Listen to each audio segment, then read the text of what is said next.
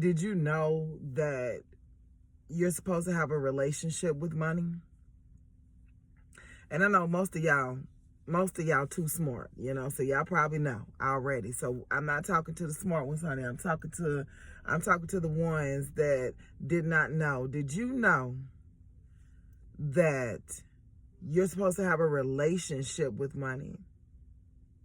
Did you know that if you were born with a relationship with money, that you would not have to be working? Like working the way you do? You wouldn't have to do that. Because you would already have a relationship with money, and you would know that money doesn't just come by working for it. You would know that. You would know that money is not even what you should be asking for. You'd be asking for abundance. And really, abundance is who you should have a relationship with. Abundance is the spirit that gives. Okay? And you should have a relationship with abundance, because if you don't, then you will abuse it. You will abuse it. And then you will constantly be seeking it and constantly be working for it. But when you have a relationship, it wants to come to you. Just like your boyfriend or your girlfriend, your husband or your wife, they love to be around you, and so they want to see you. They want to be with you. As a matter of fact, they married you so that they can see you every day, And that is how it's supposed to be with abundance. Abundance wants to see you. Abundance wants to spend time with you.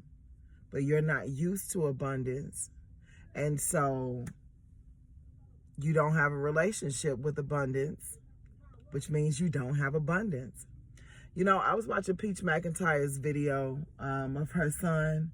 She was showing how her son's closet was. And one of the things that she was telling her son was, why you only got 2 toilet papers up there? Because he had just go watch her video. But she asked him why he had 2 toilet papers up there. And she said, you need to have more. She said, you want to live an abundant life. You don't want to have to wait until it's almost gone and then be rushing to go get it. You want to live an abundant life. So go ahead and get it and live abundant, make sure it's packed out pretty much. And that's not how I was raised. I was raised that we may even run out of toilet paper.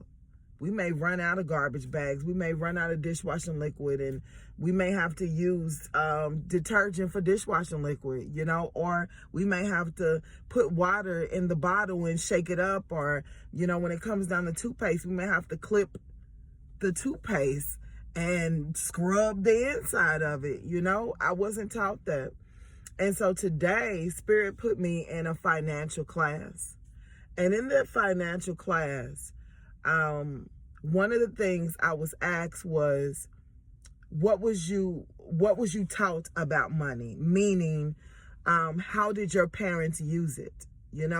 Because however your parents used it however your parents used it is how they taught you. How was you, okay, so I'm just going to say that part. And then the second one was,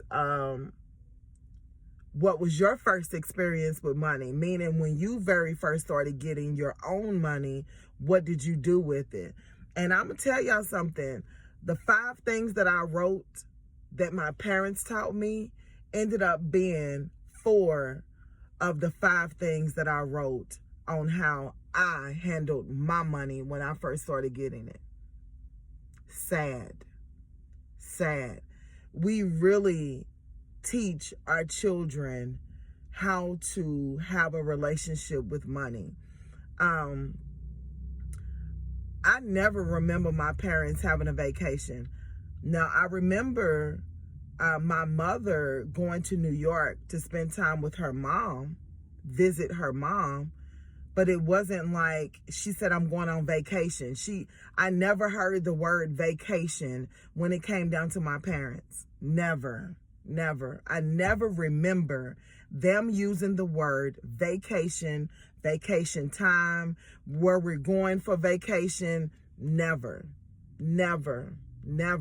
All I saw was my mother constantly working, constantly getting up and going to work. And even on her days off, she was getting up and going to work, whether she was working for the house or she was working for another job or whatever the case may be. My mother worked and worked. I did not see my mother take a break until she was on disability. And the doctors told her she had to due to her heart and other health conditions. That was it. That was it. And the sad part about it is whenever my mother got money, my mother would go eat. My mother enjoyed eating out. So we would find ourselves at different restaurants and she would eat that money. My mother would either eat it or give it away. Because if she saw that somebody needed, because she was so used to being needy, she would give because that's what she was used to. She's like, well, nobody did it for me, so I'm going to do it for them kind of thing. And she found herself in a loop. And my mother died broke. She died broke. My father, what I saw him do with money was smoke it. My father smoked weed and he smoked cigarettes. That's all I saw him do. I never saw my father go to a store to buy him anything. Hell, I never saw my mother buy herself anything. If I did see my mother buy herself something, it was probably like some lipstick or something. I never saw my mother buy clothes, like go and buy her clothes. I never seen them do that. If they were going to a clothing store, it was to pick us up something. So I don't even know how they got the clothes that they got because I never seen them get anything. Now, I did see my mother buy like TVs and things like that. My mother used to win the lottery all the time. And whenever she won the lottery, instead of saving it or whatever, I don't really know anything that she did other than buy up a bunch of stuff to make our house look good, to make her feel good, because when your house look good, you feel good, you know? So it made her feel good, but she never, I'm not going to say she never set herself up, because my father, he took from my mom when he left. When he cheated, he not only cheated her, but he cheated our bank account, my mom's bank account, their bank account, however that went, and it left us broke. So not only did we struggle with a two-parent household, but then when my father left, we struggled with my mom. And that's all I knew. So I struggled with my children. And now here I am, 48 years old. My oldest son is 28 years old. And my youngest son is 20 years old. And I am now in the position to where I can teach them how to have a relationship with abundance.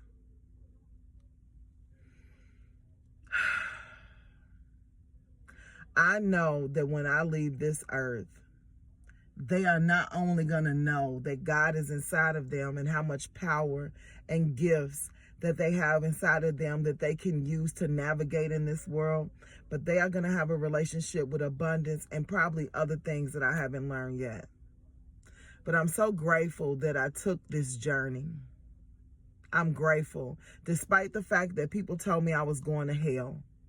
Despite the fact that people told me I was going the wrong way and that God would be disappointed in me and all of these things that they said about me, I am grateful that I made this choice for myself. And I will tell my children about it if they want to know. I won't force them. But if they will hear me out, I will show them everything that I have been taught. I will teach them. And as a matter of fact, whatever they're not ready for at this moment, it'll be in a book for them to be able to read it when they are ready. And they won't have to say, I bought Steve Harvey's book or whoever else's book that they got. They'll say, my mother left us a family book for us to learn how to not only accept our gifts, our powers, but to gain a relationship with abundance so that we are wealthy in all ways, health, spiritual, whatever the case may be. I'm grateful for everything that I went through that brought me to this moment. And I'm even more grateful to be able to have a relationship with abundance. Man, relearn, reprogram yourself quickly and consistently. Good day to you.